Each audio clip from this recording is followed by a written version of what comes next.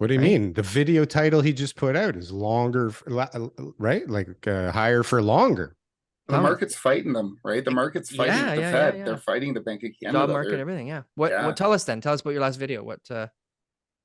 Well, Tiff Mackle, governor, the Bank of Canada governor, said that we're going to be going higher for longer. They're not going to drop rates, but they're going to keep where they are until, well, they say until inflation's back down to 2, which is supposed to take until the end of 2024. So that's what, another year and a half that we could be at this level. But the markets don't think that. They think that something's going to break in the system, and the banks will have to reverse. So something would break. Something has either to the break. economy Hasn't or inflation. broken yet, right? The bank system has not broken yet. Is that what we're really saying? Is that what people think? Something, right? Only don't like know exactly 5 what of the but biggest banks like on the planet just failed in the last month, right? But everything's fine here, everybody. Don't worry. yeah. Everything's cool. What do you think about the US inflation rate coming down to 5% in March? Didn't ours come down too? We don't have our data yet. That comes out next week. Yeah, US is down to 5%, which is great. You know, because everything was sky high last year at this time, especially gas. But their core inflation is still fairly sticky. So I could see us getting down to 3 and 4% fairly soon, but maybe even 4%. But I don't think we're going to get back down to that 2%, especially in core inflation, as fast as a lot of people are hoping, as fast as the markets are hoping. Not if real estate goes up. Not exactly. We start going back up. Yeah, real estate was their big sort of like, hey, if we can, control the real estate and housing prices, that'll sort of help with the overall core inflation numbers, right? Yeah, but that's working against them too. Okay, so hold on a sec. Why do we or anybody? Well, I'm not going to lump myself into this group, but why do people still believe this guy Tiff Mackle? Like, is there a reason to actually believe what he says? Or is it like a tool? Like, is he using the media as a tool to hopefully manipulate the market a little bit? Because, I mean, do you believe a word this guy says? I don't. I mean, he's a politician like any of them. You can never really believe what they're saying, right? You have to look at their motives. So of course, I think everything in his press conferences is no doubt orchestrated to get the market to move a certain way. Same with the Fed, and that's what forward guidance is about. Yeah, it's just to do it to get a result without having to do the action. That's right, and not having to actually do the action ever, right? Like to be like, we're gonna do this, and oh yeah, you know what? You guys all reacted to that, but no, sorry. The higher rates for longer. What would be the motive there? To get people to not, so we don't take on more debt. So excuse me.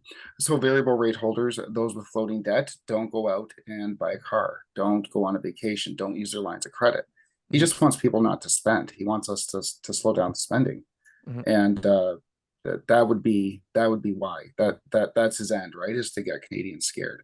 So, but it's not working, is it? Without having to actually raise rates anymore to be able to cause that same effect. It's, hey, how do we scare people to be able to just like stop their spending on their own and actually reel in their debt a little bit as well? Exactly, without doing the thing that is going to break the system, without forcing those higher cost of borrowing that will cause stuff like SVB, without actually having to do it. So where do we stand right now? I mean, we've got the market's going up. We've got, jobs are still healthy. We've got inflation numbers coming down. I would assume that we're going to see a lower rate of inflation. I don't know what number that's going to be, but I think that we're going to see our March numbers come out that are going to be much lower than, what they were before, whatever that means. As far as like, people who are going to be borrowing money and stuff like that, like how do we advise people when it comes to taking on debt or making decisions based on where the rates are going to be? Like right now, we know that the rates are high. You're a firm believer right now that rates aren't going to be coming down anytime soon. I am, yeah. Okay. So if somebody's coming to you right now and they're in trouble and they're saying to you, Mark, geez, we can't afford these payments. We can't afford our house. We can't afford to, do the things that we need to do. you're sometimes, you know, the only option that you can give them is to sell. Well, right now, because fixed rates have come down a little bit. So if you're in a variable rate mortgage and you're paying, say, 5.7 or 6%, you can still lock in for, say, a 2 or 3 year term at low fives. So that is saving some people some money, being able to have that option. A few months ago, when fixed rates were in that 5.5%, it didn't really make that much of a difference, right? But a full percentage difference, I mean, that does help some people. So I see a lot of people now locking in at 2 and 3 year terms to kind of wait to see which way the wind blows over the next couple of years, right? If the bank does reverse, if something does happen, they don't lose out too much. But if rates do stay high as they are, then they're kind of protecting themselves. Are people paying the 3 months interest? So if you got like a 3 year term left, but now you want to go to a 2 year term, fixed, closed, you have to pay the 3 months interest penalty?